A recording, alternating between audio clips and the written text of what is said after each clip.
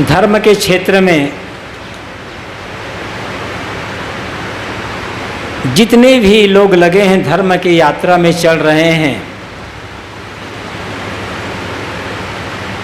सब किसी न किसी गुरु से जुड़े हैं, किसी न किसी प्रकार की पूजा पाठ कर रहे हैं। कोई भगत है, कोई पुजारी है, कोई साधु है, कोई महात्मा है, कोई लोग अपने को धार्मिक कहते हैं। लेकिन हम भक्त हैं, हम पुजारी हैं, हम धार्मिक हैं, हम साधु हैं, हम महात्मा हैं, हम गुरु हैं, इसकी पहचान क्या है? कसौटी क्या है इसकी? किस आधार पर अपने को मार रहे हैं कि मैं भगत हूं? किस आधार पर मार रहे हैं कि मैं पुजारी हूं, मैं धार्मिक हूं?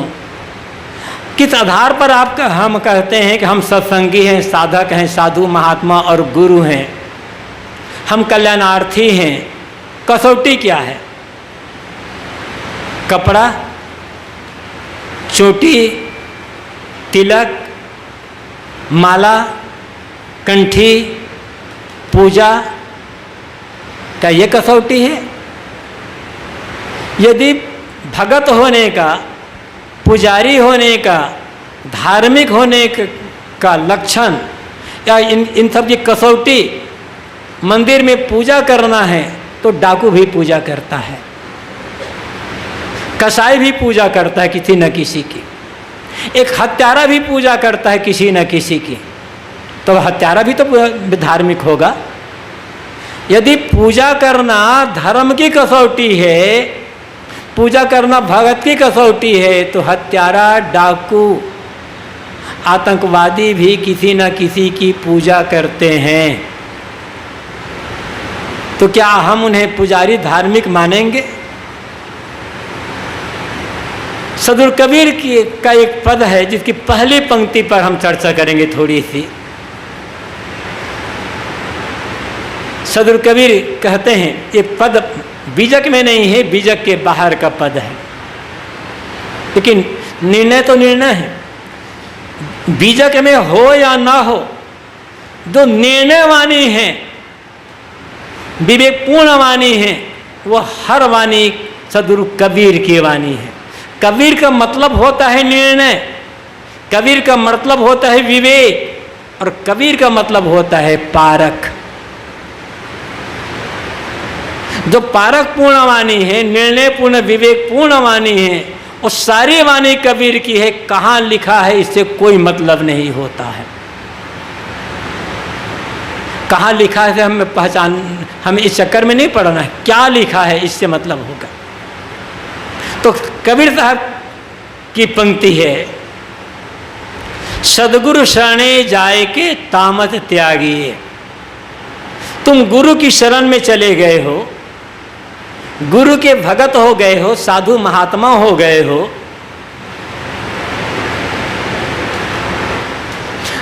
पुजारी हो गए, सत्संगी हो गए। इसके एक ही लक्षण है, अंदर के तामस का त्याग हो जाना। तामस का अर्थ अंधकार होता है, तामस का अर्थ उत्तेजना है, क्रोध है, अंधकार है, अज्ञान है, जहां जैसा अर्थ लगा लो।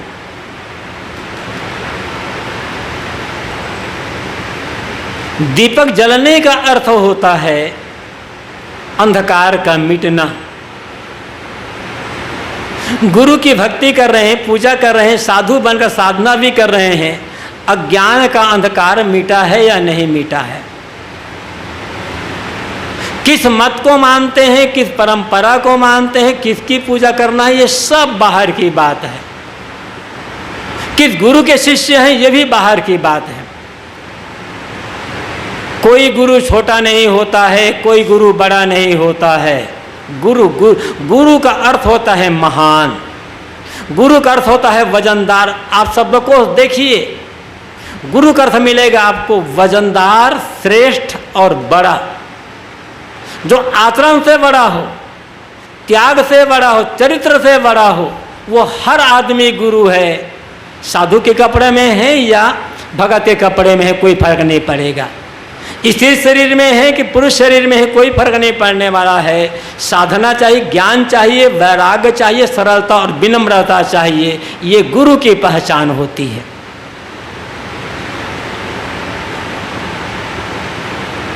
अंदर का तामस मीटा नहीं, अज्ञान का अंधकार दूर नहीं हुआ, अहम की आग बुझी नहीं, ज्ञान का दीपक जला नहीं, तो कैसे हम कहते हैं हम गुरु के शिष्य हो गए हैं? कैसे हम कहते हैं कि हम भगवान के भगत हो गए हैं या भगवान पुजारी हो गए, धार्मिक हो गए हैं? दुख तो दूर नहीं हुआ। हम 10 साल के पुराने साधु हैं, 20 साल पुराने साधु हैं, 25-30 साल हो गए हमें साधु। अरे हमें घर थोड़े 50 साल हो गए, थोड़ी थोड़ी बातों को लेकर शिकायत में डूबे हो, थोड़ी थोड़ी बातों को लेकर चिंता में डूबे हो, रात में नींद नहीं आ रही है। कौन सी साधना कर रहे हो? कौन सी भक्ति करो? किसकी पूजा कर रहे हो? जो सच्चा शरीर में रोग होगा बात अलग है, रोग किसी की भी हो सकता है। यदि शरीर में कोई रोग नहीं है, शरीर स्वस्थ है, खाने पीने को मिला हुआ है, सब कुछ है,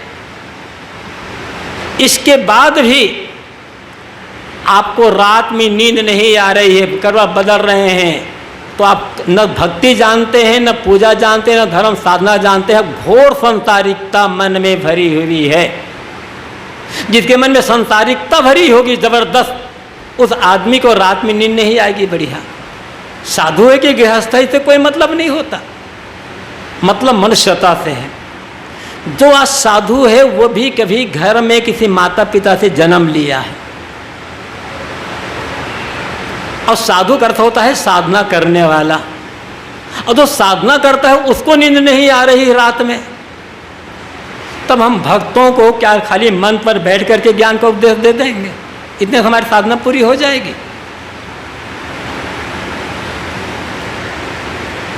कबीर साहब एक पंक्ति साहब कहते हैं, सदगुरु शरणे जाए के तामस त्यागिए।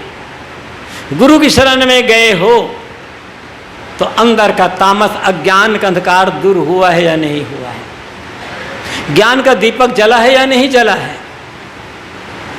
जब ज्ञान का दीपक जल जाए तो समझ लेना हम गुरु की शरण में चले गए हैं। और ज्ञान के दीपक जलने का अर्थ होता है मन की सारी चिंता, सारी शिकायत, सारा भय, सारा दुख, सारा तनाव मिट करके पूरी की पूरी मन में शांति के स्थापित हो जाना। मन की जो जलन है, इस जलन मिट जाना।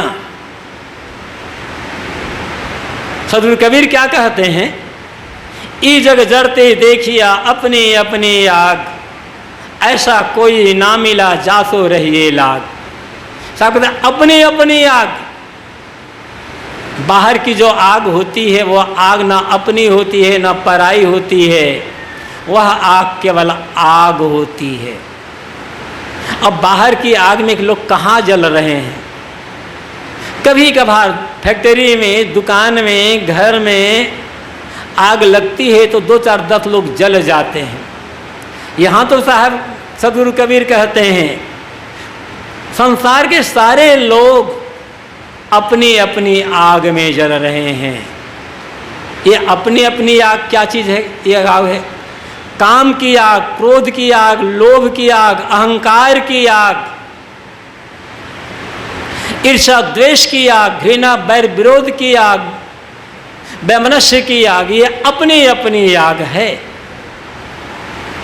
और जिसके भीतर की ये आग बुझ जाती है वही भगत है, वही पुजारी, वही धार्मिक, वही सत्संगी, वही साधु, वही गुरु, वही महात्मा। और भीतर की आग नहीं बुझी है तो केवल दिखावा, नौटंकी चल रही है। और नौटंकी में भूल गए अपने आप को। ये नौटंकी काम नहीं आएगी। भीतर की मन की स्थिति काम आने वाली है। साहब कहते हैं सदगुरु शरणे जाए के तामस त्यागिए। गुरु की शरण में जाने का अर्थ है तामस का त्याग, अहंकार का गल जाना। चाखा चाहे प्रेम रस, राखा चाहे मान, एक म्यान में दो खड़क देखा सुना ना कान। साहब कहते तुम प्रेम रस चाहते हो, शांति का, भक्ति का, धर्म का रस, आत्मा का रस चखना चाहते हो, और मन में मान रखते हो कि मैं इतना बड़ा धनवान, मैं बड़ी जाति का, मैं बड़ा विद्वान, मैं बड़ा त्यागी, मैं बड़ा वैरागवान। तब आत्मा का रस, शांति का रस, प्रेम का रस चखोगे कैसे? समाएगा क्या? पूजा करते, भक्ति करते, सत्संग करते बीत गई, ज्ञान का दीप जला नहीं। आप सब परंपरा है, लोग घर में एक मंदिर बना लेते हैं, बाहर भी मंदिर बनाते हैं, अच्छी बात है, अपने इष्ट को याद करते हैं, गलत नहीं है। वहाँ दीपक जलाते हैं, रात्रि का अंधकार हो, वहाँ दीपक जल रहा हो तो बात समझ में आती है। सूरज निकल चुका है, प्रकाश जल रहा है, बिजली का बल्ब भी जल रहे हैं, एक छोटा सा दीपक यहाँ जलाते थे मंदिर में जाकर के। गुरु चित्र है, गुरु की मूर्ति है, वहाँ एक छोटा सा दीपक जला देते हो। जरूरत क्या है? जब सूरज निकल चुका है, बिजली का बल्ब जल भी रहा है, तब एक मिट्टी का छोटा सा दिया तेल भर के क्यों जला रहे हो? क्या मंदिर में बैठे भगवान को दीपे की आवश्यकता है? क्या आपके गुरु के चित्र को या मूर्ति को या किसी की मूर्ति हो, उस दीपक की आवश्यकता है? दीपक की आवश्यकता उसको नहीं है, वो दीपक वस्तुतः जलाने वाले को आवश्यक है। लेकिन मंदिर में, चबूतरे में या यहीं कहीं भी दीपक जलाते जलाते उम्र बीत जाती है, बुढ़ापा आ जाता है, और जहाँ दीपक जलना चाहिए वहाँ दीपक नहीं जल पाता। इसलिए पूरा जीवन अंधकार में व्यतीत हो जाता है, और इसलिए आदमी रोते रोते यहाँ से प्रस्थान करता है। दीपक कहाँ जलना चाहिए? जैसे बाहर दीपक जला रहे हैं, मान लो किसी की मूर्ति है, भगवान मानते हैं, आपके गुरु चित्र है, आप उसको मानते हो, जब दीपक जलाएं, दीपक जला करके आप वहीं पर खड़े हो जाएं या बैठ जाएं, आंख बंद करके हाथ जोड़कर प्रार्थना करो। हम सबको आवश्यक है कि हे भगवान, हे गुरुदेव, जैसा आपके चित्र या मूर्ति के सामने मैंने दीपक जलाया है, मुझे आशीर्वाद दे दो कि मेरे हृदय मंदिर में ज्ञान का, भक्ति का, प्रेम का दिया जल जाए, जीवन सार्थक हो जाएगा। और जब तक हृदय मंदिर में ज्ञान का दीपक, ज्ञान का, प्रेम का, भक्ति का दीपक नहीं जलेगा, धर्म का दीपक नहीं जलेगा, दीपक जलाते रह जाओ, जिंदगी भर रहेंगे दुखी के दुखी, कोई फर्क नहीं पड़ने वाला है।